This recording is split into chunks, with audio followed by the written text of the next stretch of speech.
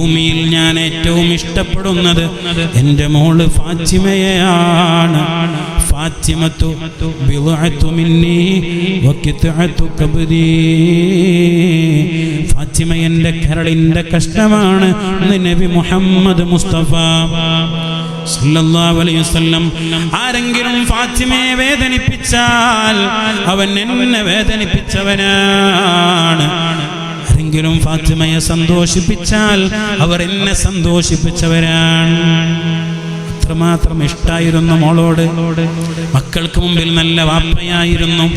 ഒരിക്കൽ ജാബിർ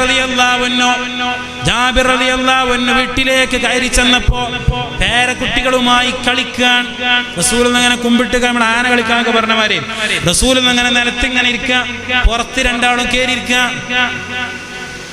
ആരെ പുറത്താണ് ആലോചിച്ച് നോക്കി. പേരക്കുട്ടികളായിട്ട് കളിക്കാൻ നബി തങ്ങളോട് ജാബിർ തങ്ങൾ പറഞ്ഞു, നബിയെ കുട്ടിയാളെ വണ്ടി വല്ല ഉസാറുള്ള വണ്ടിയാണല്ലോ. നബി തങ്ങൾ പറഞ്ഞു, ഇതിന് മേലെ ഇരിക്കുന്ന ആൾക്കാരും ഉസാറുള്ള ആൾക്കാർ തന്നെയാണെന്ന് ചർച്ചയുണ്ട്.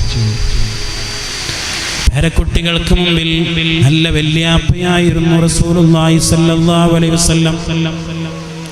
അനുയായികൾക്ക് മുമ്പിൽ നല്ല നേതാവായിരുന്നു. യാത്രകൾ പോകുമ്പോ, ഭക്ഷണം പാകം ചെയ്യുമ്പോ